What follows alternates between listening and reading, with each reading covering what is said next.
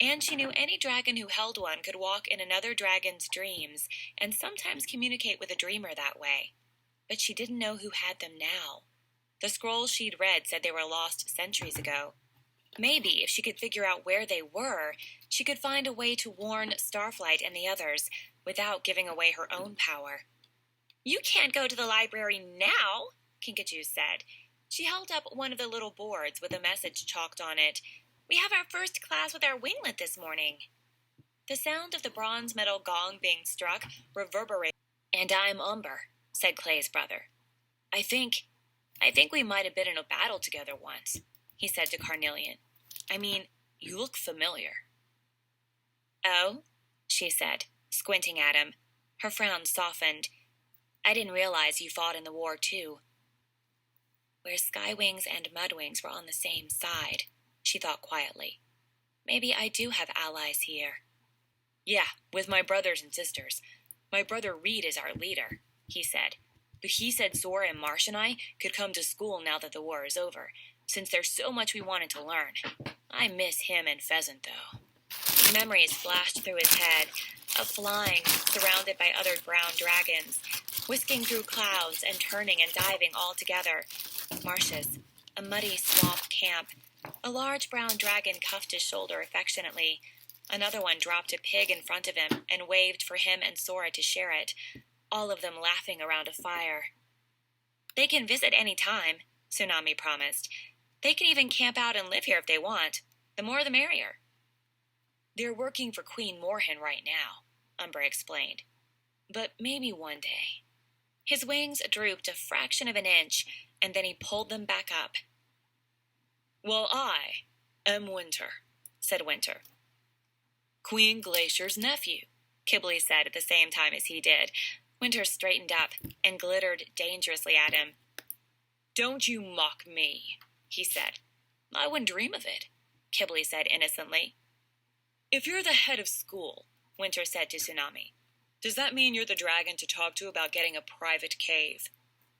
"Why, yes, I am," Tsunami said. "The answer is no." "See, I'm your destiny," Kibley said to Winter, with a cheerful shrug. "Wish he were my destiny," Umber and Kinkajou thought nearly simultaneously. Moon smothered a giggle and got a pleased look from Kibley. "Can we get on with the discussion?" Winter asked. "What exactly is the point of this?" "The point is to talk about anything you want to talk about," Tsunami said. "To find out what dragons from other tribes think and see things from a new point of view. I'm sure it'll be different when you have this class with Starflight or Clay or Sunny, but I, for one, think you guys should pick the topic." "All right," Winter said. "I want to talk about Nightwing powers." As far as Moon could hear, no one noticed her expression of terror before she managed to fix her face, except maybe Kibley, who thought, "Is she all right? Winter's such a moon-licking crocodile, picking on her for no reason." Kinkajou also glanced at Moon and thought, "Poor thing, she's not going to enjoy that." "Maybe we could talk about the war instead," the Rainwing suggested. "I want to know what Queen Thorn is like. You've been inside this Sandwing stronghold, haven't you?" she asked Kibley. "Wait, I'm confused about the Nightwings, too," Turtle said, before Kibley could answer. "Is it true they don't have powers anymore, just because they moved to the rainforest?" "I heard a rumor that they never had powers," Carnelian chimed in, suddenly animated, "that they made all of that up and they've been lying to us for thousands of years." "But what about the Dragonette prophecy?" Umber challenged, flicking his tail. "About my brother and his friends ending the war. That was clearly real because, look, it came true." "No, it wasn't," Moon thought. "All the Nightwings know it was false, because there haven't been any true prophets in the tribe in forever, but they won't admit that to anyone outside the tribe. Not even her. She'd figured it out by reading their minds. Most of them are furious that the world knows they have no powers." "What if they're lying now, and they secretly do have powers but don't want us to know?" Turtle asked. Moon shivered involuntarily and focused on the fish in her claws. "Oh, snail droppings," Tsunami cursed inside her head. "I told Starflight we'd get asked about this. I never remember our story, and why should I have to lie? To protect the Nightwing's precious reputation? Or the worthless talons of peace? Who cares if the prophecy wasn't real, now that the war is over? It doesn't really matter, right? She hedged. The war is over. There are no more prophecies. We can do whatever we want, which includes ignoring the Nightwings if we want to. No offense, Moon. It matters. If they were manipulating us, Winter hissed. Do they have powers or not? Or did they when they lived in their secret location? If so, were all of them psychic, or just a few? And how did they lose them? He shook his head, his icicle-sharp spikes clattering faintly. There are thousands of dragons who are still terrified of the Nightwings. They deserve to know the truth. Tsunami looked calm, but Moon could hear her squirming on the inside. I totally agree with you, the Sea-Wing thought. Well, nobody's sure what the truth is, she said finally. Nobody's sure. Winter swept one glittering pale blue wing toward Moon. We have one right here. This is all about understanding other tribes, isn't it? Can't we ask her? 3 moons. The horrible force of 7 pairs of eyes staring at her, green, amber, black, blue, orange, ranging from curious to hostile, with matching tidal waves of emotion behind them. Moon wondered what anyone would do if she bolted from the cave, and maybe flew all the way back to the rainforest without stopping. Moon doesn't know anything, Kinkajou jumped in loyally. She wasn't raised with the other Nightwings. Her mother hid her in the rainforest. She's been told all the same lies as everyone else. Moon thought perhaps she loved Kinkajou at that moment more than any other dragon she'd ever known. Please, please believe her, she prayed. Don't ask me any more questions.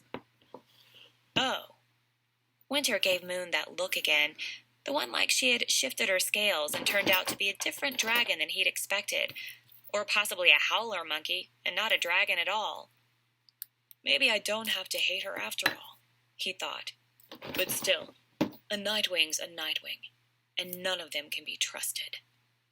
Aha, Kibley thought. That explains some things. She doesn't have the same beaten-down yet insufferably smug aura of the other Nightwings. Does she miss the rainforest? Or is she happy to finally be with other dragons? Was she lonely? Must have been alone a lot. Maybe she prefers it. Or maybe she's not used to making friends. I could be her friend. Careful, Kibley. Figure her out first. Look, the important thing is that if the Nightwings ever did have powers, they don't anymore, Tsunami said, spreading her wings so the sun shone through her royal pattern of phosphorescent scales. As long as everyone knows that, the Nightwings can't manipulate the other tribes ever again. So just remember that there's no mind reading, and there's definitely no seeing the future. Nightwings are not these all-powerful mystery dragons who know everything. And if someone ever tells you you're in a prophecy, tell them to eat their tails. I wish I could have done that to the Talons of Peace a lot sooner. She wouldn't believe me, Moon realized. If I went to Tsunami about the voices I heard, or my vision of Jade Mountain collapsing, she'd think I was lying. She doesn't trust Nightwings, or anyone who tries to tell her what to do, or what her future will be. But, Winter started to protest. Who wants to go hunting? Tsunami nearly shouted. I know I do. Great idea, Tsunami. No arguing with the head of school. Off we go. She shot off the ledge and whooshed away into the clouds. Carnelian snorted. I guess that discussion is over, she said. Moon let herself smile at the fact that fearless, awe-inspiring Tsunami had been the one to bolt, not her. But her smile faded as Winter paced across the cave and stopped right in front of her. He studied her with his piercing gaze, almost as if he could read her mind if he just stared at her long enough. His scales were so bright and so cold, his eyes so weirdly blue and suspicious and angry and sad all at the same time. Hey, Winter, leave her alone, Kibley said, sliding up next to Moon.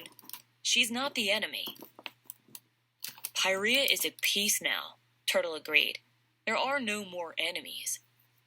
Because the Queens signed a peace agreement and accepted Thorn as the new Sandwing Queen, Winter thought. But there are some things that cannot be forgiven. That should not be forgiven. And we're supposed to just sit back and let the Nightwings get away with it. It wasn't her, though, whispered another part of his mind. But she's still one of them. You say you don't know anything, Winter said, settling his wings. But you know the other Nightwings. You can find out the truth and come back to tell us, right? Ha! They'd probably tell an Icewing all their secrets long before they ever trust me, Moon thought. She said, maybe? I want to know everything about their powers, he said. Were they ever real? How do we know they're gone? What else are they lying to us about? He cleared his throat. If I'm scary enough, she'll do what I want, his mind whispered. That's what Mother would say. I mean you. What else are you lying to us about? Hey, Igloo Face, that's not cool, Kibbly barked. Yeah, Moon's in our winglet, Kinkajou said, bristling. We're supposed to support each other. I'm with Igloo Face, Carnelian said. She stood up and stretched her massive wings, making Umber duck so he wouldn't get whacked in the head. If we're supposed to get all snuggly with each other, there shouldn't be any more secrets. Let's make her tell us everything. Her orange eyes glared at Moon, and an ominous image flashed through her head of Moon pinned under her talons. I wasn't joking, Tsunami yelled, swooping by outside. We're going hunting, come on! Carnelian stalked to the ledge and leaped out. Umber glanced at the others. Poor Moon, he thought, but I want to know the truth too. And then hurried after her. Turtle shrugged. Whatever you guys decide. And a moment later, he was gone as well, leaving Moon, Kinkajou, Kibbly, and Winter facing off. I'll fight him if I have to, Kibbly was thinking fiercely. He curls his claws like he relies on his front talons in fighting, so I'll go for his shoulder first, slow him down without doing too much this one. But what if the next papaya is boring too? The last train of thought was clearly coming from Coconut. Moon seized his thoughts and slid